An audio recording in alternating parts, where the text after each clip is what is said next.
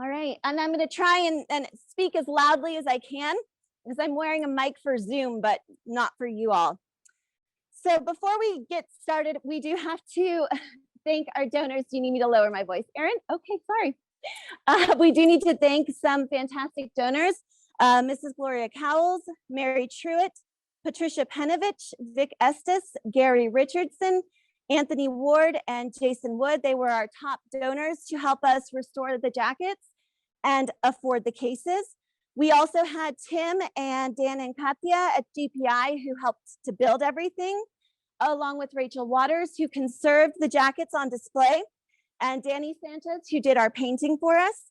My awesome staff, got Keith over here and Aaron over here, but Lori and Holly aren't here today. Docents all over the place. They're amazing. They've given so much time, and they helped us to raise 20% of the capital for this campaign. All came from our docents. And then just special notes to the Denny and the Freeman family for the information they shared. So how this all started, I don't know if you all have been to the 390th before, but these jackets used to be by our front door. I was brought on 2 days before we closed for COVID. So I was in a bit of a pickle because I was a curator who knew nothing about my collection. And I would come in and take pictures of things. And when I was doing that, I found a moth in the case downstairs, and I panicked because I thought, oh, these treasures are being eaten alive. So we immediately brought them out of there. We compared the photos to what we had now, and we realized the moth damage was old. But we had all these jackets that were falling apart. So we were kind of forced into a decision. And ultimately, what we decided to do was pay a conservator to conserve these jackets, to bring them back to life, and then to put them on display in the best cases that we could afford, which we couldn't afford, it turned out. The whole project, we realized, was going to be about $32,000. And so, for reasons I don't remember now, but were important at the time, we decided to do a campaign in the middle of a pandemic. And we called it Adopt a Jacket. And our patrons and our guests and our members came through for us. And we actually raised $35,000, not 32, which was truly amazing. And so we sent the jackets off, I want to say in March. Rachel sent them back to us. GPI helped us to build these cases, which you can see they're sealed. Inside, underneath that black is desiccant, which is that stuff that comes like in your shoes or in packets of beef jerky, which is a weird example. But anyway, I'm gonna go over that real quick. But what it does is it helps to control the humidity, which is important because our hanger is cooled with swamp coolers. So that's gonna help regulate it. And then the acrylic is a specialized kind that has a coating that actually absorbs UV light. So we're doing everything we can to protect the jackets that we have. And we thought, well, we're doing all this, let's do a big exhibit. And that's where we are now. So I'm just going to take you through some of our information and then look at some of the symbols and what they mean on our jackets. So starting with the history. Turns out the jackets weren't just made because they were cool. They were made because being a pilot in World War I was awful. It was cold, there was no protection, and they needed to offer these men something. And that's when they came up with the A1, which is the precursor to these jackets. And then they developed the A2. This is like the quintessential flying jacket that you see like in the movies, things like that. And it's the largest amount we have in our collection. We have almost 40 of them. So the A2 has a zipper on it. The waistband, which you guys can see, our conservator did a great job with those. The waistband and the cuffs are wool, and they cinch in to keep warm. They've got these pockets in the front that, according to my research, was big enough to carry a pack of cigarettes. I found that very interesting, but not to warm hands. And a lot of people speculated it was because it would look bad for all the pilots to be hunkered over with their hands in their pockets. It just wouldn't be a good look. I couldn't find any confirmation of that, but that was what they said. They're actually made of horsehide, not cow leather. And the insides at first were silk. But then as we moved into the war and provisions became harder to come by, some of them are made of goat hide with a rayon lining. And it's really, really hard to tell the difference between the two. The backs, you'll notice, and this is part of why the art is so amazing, there's no seam down the middle of the back, right? It's all one big piece. And that was to prevent the back from catching on anything mid-flight. So these guys were moving in cramped quarters. You didn't want your jacket to get caught on something and then you can't do what you need to do in a very important situation. So this was the big deal. And I was just telling this gentleman, part of why it was such a big deal was that Charles Lindbergh was the icon at the time. He just completed his famous flight. All the guys wanted to be like him, and he wore an A1 flying jacket in a lot of his photos. And so getting these jackets made them feel like the real deal. And you usually didn't get them until after you'd done some of your basic training. So it was also kind of a symbol of moving forward in your progress. Our first picture here is just the jackets without the art because they were functional. They did wear them sometimes, not always, but they did wear them when they were flying to stay warm. They weren't just ways of expressing themselves. That was part of it, but not all of it. So we're gonna do this a little awkwardly. There were a lot of different symbols that we saw pretty commonly, regardless of the bomb group or the location. For us here at the 390th, the ones that we see the most frequently are the bombs, which usually indicate the number of missions. When the men first got over there, the requirement was 25 missions and you could go home. Then people started doing that really fast. And that was kind of a problem because the war was going, but they were sending people home. So they moved it around quite a bit and it eventually landed on 35. That was the number you needed to get home, basically. The swastikas, if you see them painted inside the bombs, usually what that meant was that someone had a confirmed kill of a plane or it was a successful run and they destroyed their target. And then just the planes themselves, you know, this plane, we call it the Flying Fortress. That's really what it was for our men. For the men of the 390th, it was their protection. And so it was important to them to kind of pay homage to that thing that kept them safe. So you'll see a lot of B-17s. Here, this is one of our famous crews. The crew of, it was Pistol Packet Mama, but it was also called Betty Boop. And so you can see, you've got the B-17s, the script, there's their mission count, but there's a little room for personal choice. I don't see any swastikas here.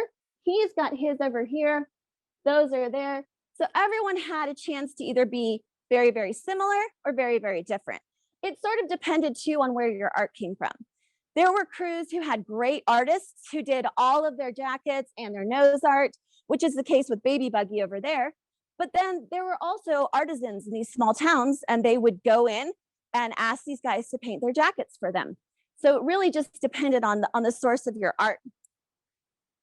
So technically, just like nose art over here, jacket art was forbidden because of an embarrassing incident, the Murder Incorporated incident. Basically in 1943, 3 POWs were taken and they were wearing jackets that said Murder Incorporated, which was really a bad look because Nazi propaganda was very effective. And they immediately started kind of spinning that as, this is the official slogan of the American Air Force, and they're coming for our towns and our citizens. And so officially, what they said was no more jacket art. That never reached the crews. And there's a great book, American Flight Jackets, where basically their thought was, this is a group of kids, 18, 19, 20-year-olds, and they might die tomorrow. So you know what? If this makes them happy, let's just do it. We only though have, and this is from the National World War II Museum's Curator, only about 10% of the jackets have artwork. It just depended. But you saw a lot of pop culture.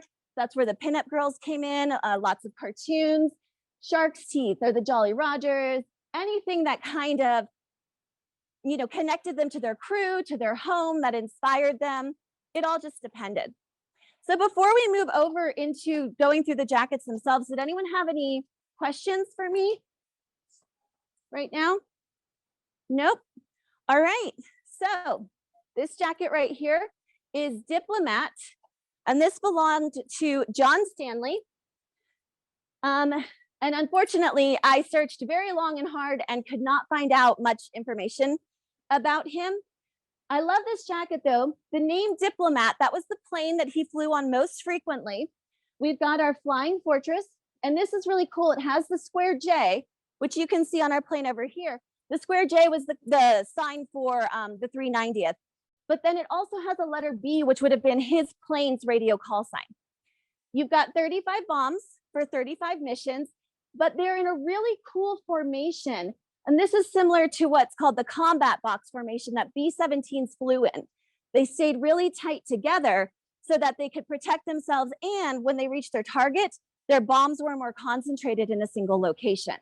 I think this was done intentionally because here on the bottom row, you can see it looks like 2 bombs were removed on each side, possibly so that they could be moved to other places to create that formation. And there's an example of that right over here. Next, we have Spirit of 76. This took me hours of research to learn about. Spirit of 76 is a very strong, powerful patriotic feeling, obviously inspired by 1776 and the Declaration of Independence. I couldn't figure out, though, where this person, and this is John Hammond, where he'd gotten this idea from. And then I realized, or I learned rather, during World War I and World War II, the War Department appropriated that slogan and changed it. So in World War I, it became the Spirit of 17, encouraging men to join up and fight for their country. In World War II, it was slightly less glamorous. Disney actually appropriated it, and it became Spirit of 43, which was the name of a cartoon that encouraged people to pay their income taxes. Which was, I think, a lot less cool than the Spirit of 17, but that's just me. I love that he chose that. I think it's an indication of what he was fighting for: freedom, democracy, something bigger than just one person. So we can see we've got the 8th Air Force logo underneath with the B-17 over it. And I don't know, the bombs are very, very faint here. If that was something that he tried to remove, or if that was just light. In my research, I did read a very good point, which is sometimes these guys, they love their jackets, but then they took them home and put them in the closet because it was one thing to have a naked lady on your back when you were in Framingham, and another thing when you were back home living with your mom. That was a little uncomfortable, and I thought, okay, that makes sense. And we also know that a lot of our vets didn't really like to talk about what had happened. So they put them away, maybe because they didn't want to explain everything. This is Merle Childress, and we can look at his jacket in a second, but it looks like removed the patch on the front of his jacket, which I think is very interesting. A lot of times squadron patches were placed there. Possibly he kept it sentimental value. We have chaff wagon here, and this is from Richard Freeman. And a lot of people don't necessarily know what chaff means within the context of World War II. So chaff was originally the detritus left over after husking corn, things like that. It was gathered in a wagon, it was fed to animals, so nothing went to waste. During World War II, chaff was little bits of metal, aluminum, anything they could find that the planes dropped to jam the radar of the enemy. And so that meant that they had an easier time of safely getting to their targets. So the chaff wagon was what dropped them, all right? Here, I love this because underneath you can see he's got his 35 bombs. You have to look pretty closely. But for the 35th mission, there's one bomb horizontal with the numbers 35 in it. There's also a couple on here that have Poland and Russia. Russia would be for the Russian shuttle missions and Operation Frantic. Questions right now? I have a Freeman on Zoom. Thank you. Richard Freeman's family, we managed to track him. We couldn't find any information, and they were so gracious to send us pictures and information. So thank you. All right. Moving over here. So this is Fred Denny's jacket, and this is actually not one of the ones that was conserved. The Denny family has graciously loaned us this jacket, and it's our honor to care for it. We have it out though because Denny flew with McCart. So if you compare the art on the back of their jacket, it's remarkably similar. And you can see that. He has a B-17 in flight over the 8th Air Force, but his jacket is not named. And this is entirely my supposition. but it may be because he became a command pilot. He flew 18 missions with one crew, and then about the last 10, he was a command pilot. So he flew with different planes and different crews all the time. Here, Calvin and they flew a lot of missions together. I love his. He's got his bombs on the sleeves, as you can see. I believe it's 18 on the right and 17 on the left. But over here, and you might have to come in kind of close, there's a little parachuter. He bailed out twice. So that was his way of representing. He survived 2 bailouts, which was not easy to do, depending on where you landed and how on fire your plane was. It was pretty complicated, and he survived it twice. I also love his patch. The Joker is the mascot for the 570th group, 570th squadron of the 390th group. But his patch and Denny's patch are different because it's embroidered. It's not painted on. And that was kind of unique. I haven't seen a lot of that. Most of the patches we have here, even if they're a separate piece of leather, the leather has the design painted and then it was affixed to the front of the jacket. So this is pretty unique. This is Harry Sr. He was a co-pilot. GI Wonder was the plane that he was on. I couldn't figure out what sometimes meant, but then one of our docents said, well, maybe it's just because he only sometimes flew on that plane. That actually could be it. These guys may have been on one plane most of the time, but there was no guarantee you were going to do all 35 missions on the same plane. I think that was pretty much impossible. So perhaps that indicates that only some of his flights were on the GI Wonder. But we can see here a little shout out to his hometown, Chester, Pennsylvania, on the bottom. And finally, the William Quinn jacket. Well, this isn't the final one. The final one in the case, if you guys want to come around, this is one of my absolute favorites.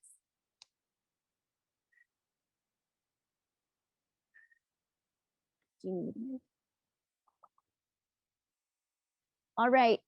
So his jacket is Shuttle Baby. He was on the Russian shuttle missions. But what we can see is the nose of the plane. He was a bombardier, and this is where the bombardier sat. If you look very, very closely, you can actually see a person inside of it, which is really beautiful art. He's got his 35 bombs, but if you look, each one of them has a symbol inside. That was for his destination. So the swastikas were Germany. The Cross of Lorraine was when he flew to France. Each one of them is there. And then here at the bottom, really cool, is a little windmill and a bag of provisions for Operation Chow Hound. Those of you who don't know what Operation Chow Hound was, it was a humanitarian mission where both the Royal Air Force and the American Air Force dropped provisions in Holland because they were literally starving to death. Everything had been destroyed or taken. And so it was a very scary time because the war had been said to be over, but nothing had been signed yet. So what they did was totally disarmed their B-17s. They had nothing on there, nothing in their bomb load, so that they could carry food. And it was kind of all in a gentleman's agreement that the Germans wouldn't attack them. And so they flew and they dropped that food. Another really neat thing, up here in the corner, you can see the red star with the symbol that I think that's the sickle and the hammer for the Russian shuttle missions. So this is a really, really beautiful jacket. And then our final two are over here. And these two are not going to be staying on the floor because even though we paid the conservator, they were in such bad shape that they're too fragile. We have the cousins. I cannot find out any information on Edward W. Miller. So if you know anything about Edward W. Miller in the 390th, please let me know. He is a man of mystery right now. I'm not sure called the cousins. He mostly flew on the Rovin Ramona. And then when that one blew up, the Rovin Ramona too. So anybody who knows anything, we would love to hear that. This one is really neat. This is called the Baby Buggy. Belonged to Dale Livingston, and I'm sorry, the 49ers Baby Buggy. The reason for the Baby Buggy was because they were young. The average age of their crew, there were 10 men in a crew, was 20.5 years.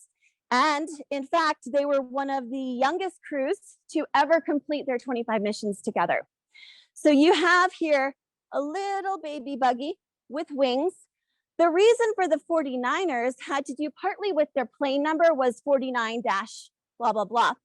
But 4 of the crew members were from California. And Dale, he was actually from Kansas, I believe, but he was in the California Guard before he joined the Air Force. So they decided to take that from the 1849 gold rush, and they became the 49ers Baby Buggy. They flew most of their flights on Baby Buggy 1, and then it got blown up.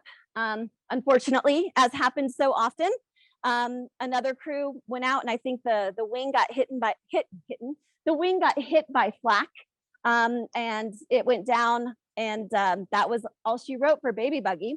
So for the remainder of their tour, they were kind of moving around. Their last 2 flights, though, were on the Baby Buggy 2. So we see 1 and 2 right there. All of their missions are represented, except for this one right here is a little milk jug. And that's because they went on what they called a milk run to France, which was a very easy mission.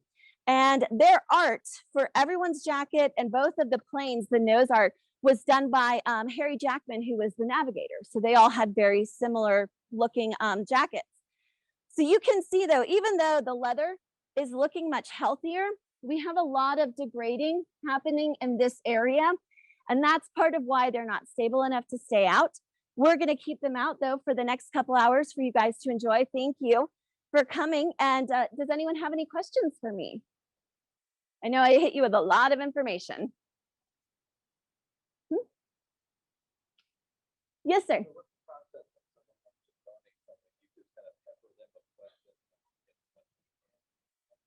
It depends when someone wants to donate something. First of all, we make sure they're in the 390th. That's the big thing. If not, we will help them find another museum to donate their items. But generally what we ask for is just a list and the condition of those items.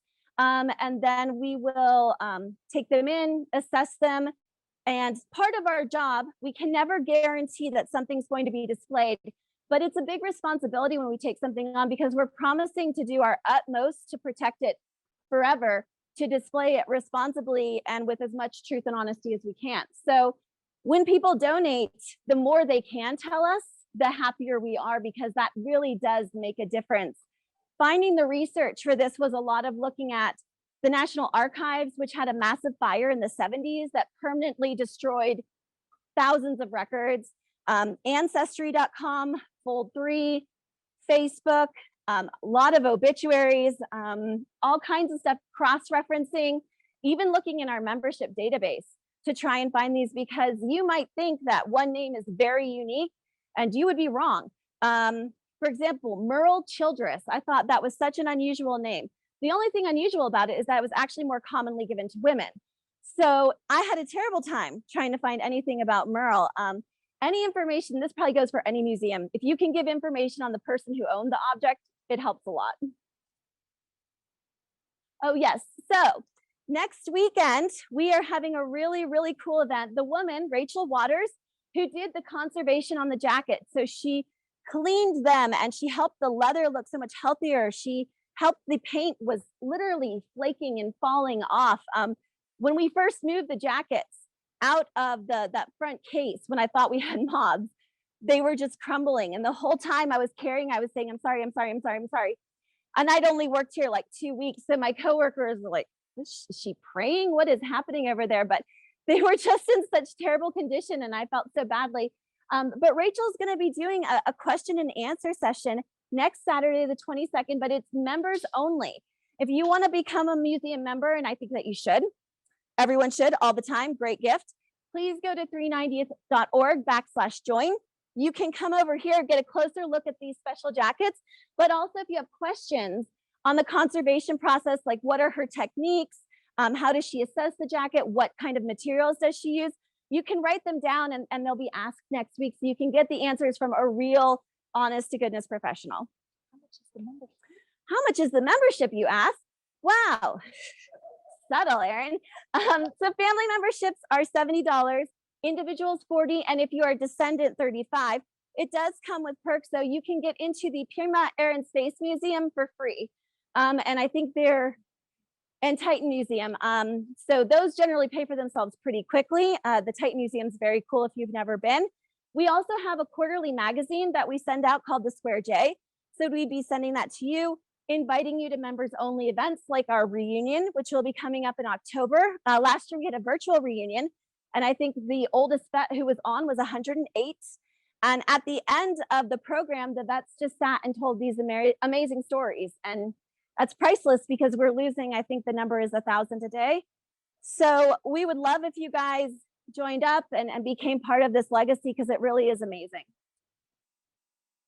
Any other questions? Great, so we will be around if you want to ask anything at all, but thank you so much for coming. We really appreciate it. Thank you. Thank you.